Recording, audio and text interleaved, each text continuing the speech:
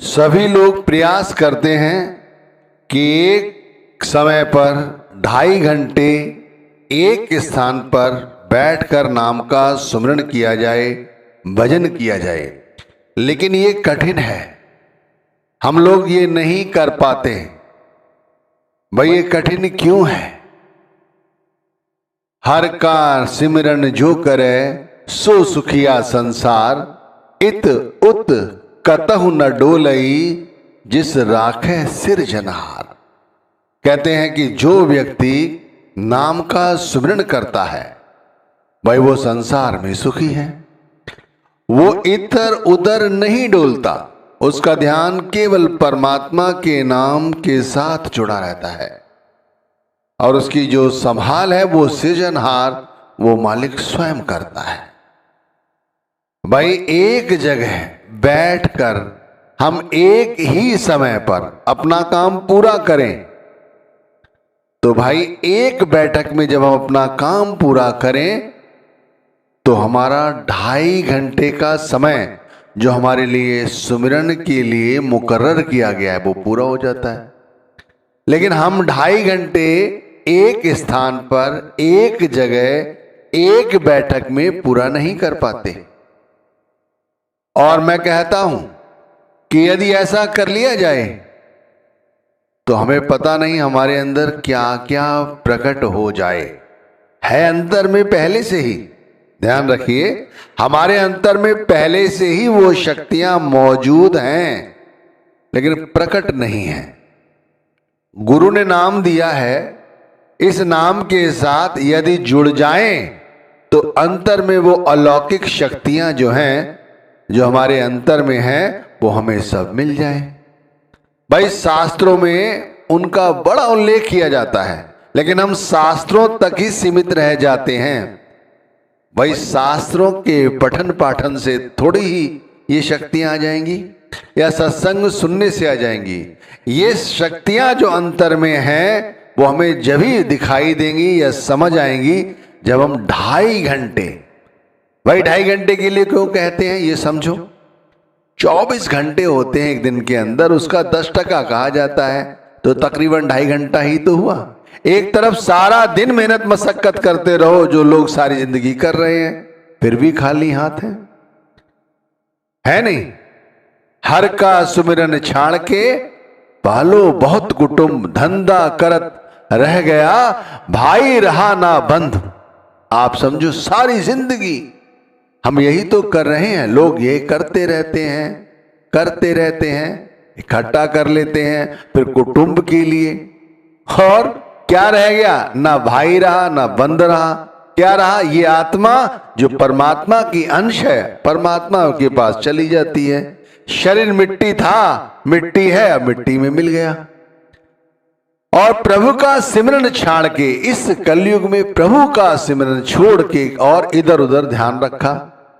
तो इसीलिए जरूरत पड़ रही है समझाने की, इसीलिए समझा रहा हूं कि 2.5 घंटे का सुमिरन क्यों करना जरूरी है और ये कैसे सार्थक हो सकता है एक समय, और ऐसी कौन सी अलौकिक शक्तियां हैं जो हमारे अंतर में प्रकट हो जाती हैं।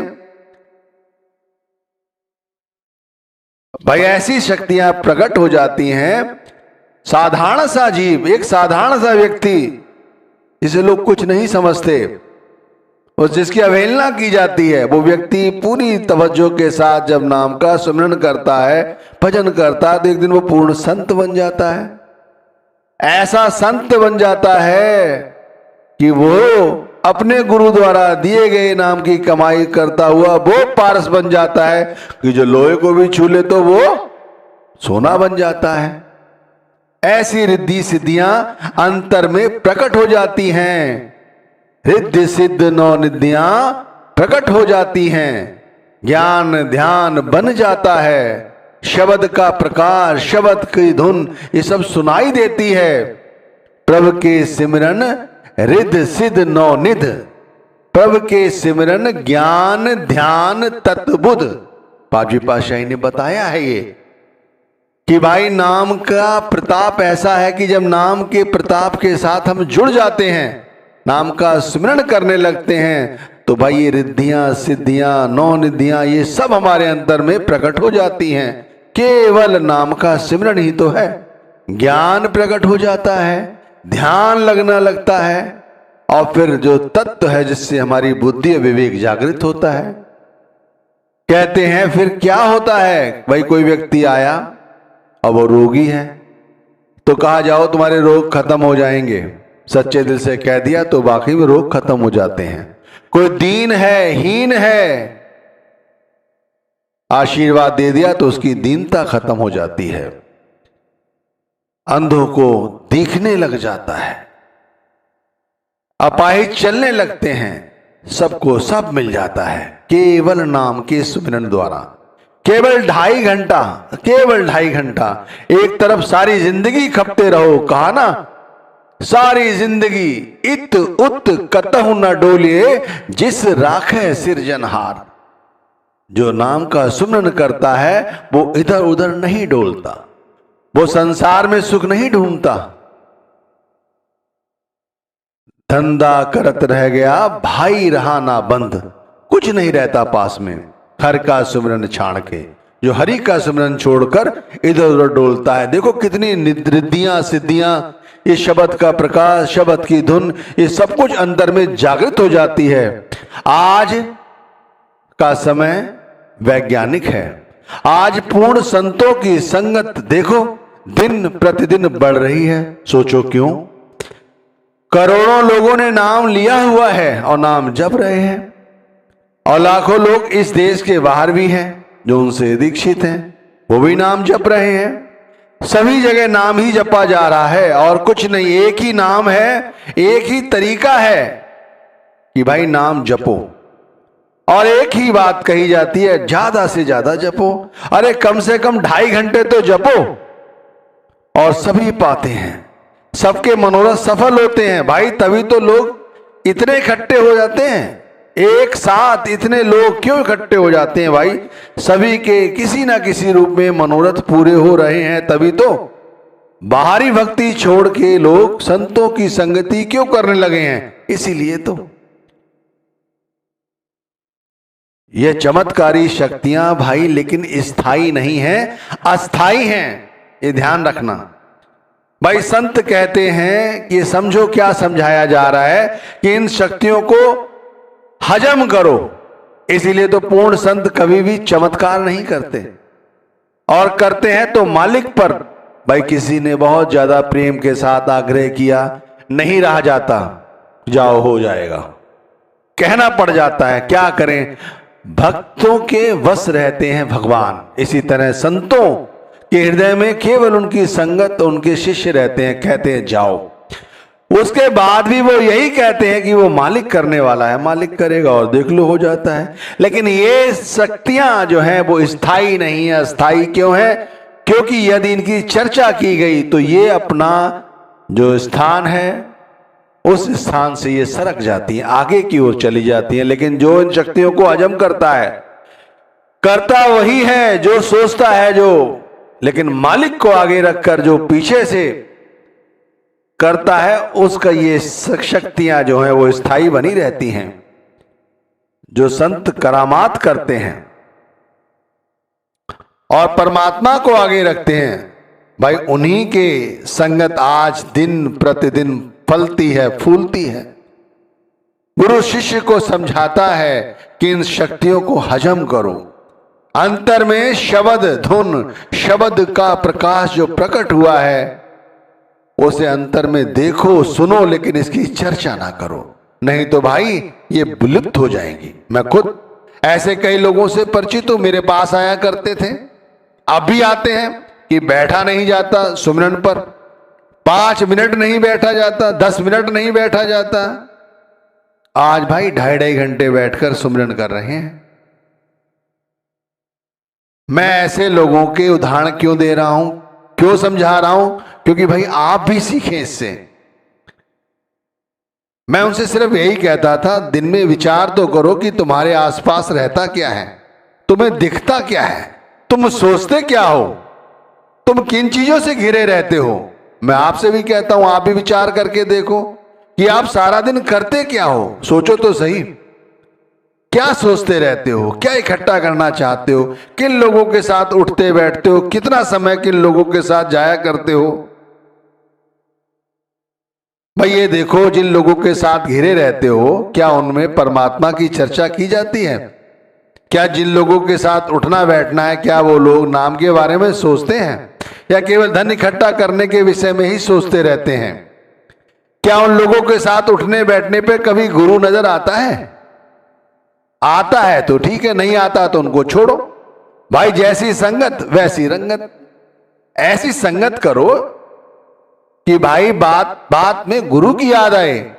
उन लोगों के साथ उठना बैठना शुरू करो जो परमात्मा से प्रेम करते हो, जो नाम के दीवाने हो।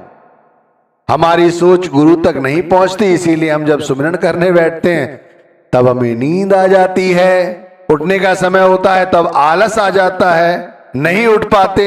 अरे भाई ऐसी संगत करो। आज की डेट में हर व्यक्ति के हाथ में मोबाइल है, इंस्टाग्राम से चिपके हैं, फेसबुक से चिपके हैं, अच्छी बात है, लेकिन भाई मनाही कुछ नहीं है। लेकिन अगर उसी में सत्संग से जुड़ जाओ, ऐसे सत्संग सुनते रहो, गुरु के संतों की बानियां सुनते रहो, तो दिन कैसा होगा, ध्यान कैसा होगा, सोचो। और फिर जब ध्यान होगा तो प्रेम बढ़ेगा।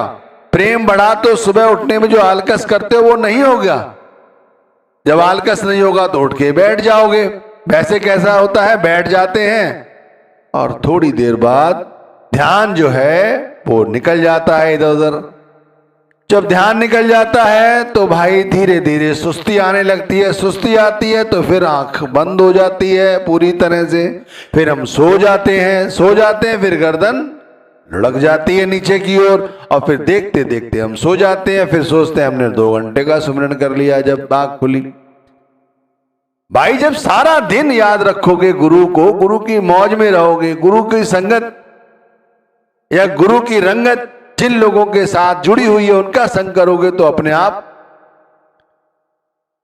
जो सुमिरन में ध्यान नहीं लगाते हैं इस कलयुग में, वो ध्यान से सुने, उनका नाम लेना व्यर्थ है। क्योंकि इस कलयुग में नाम की भक्ति सबसे सरल है।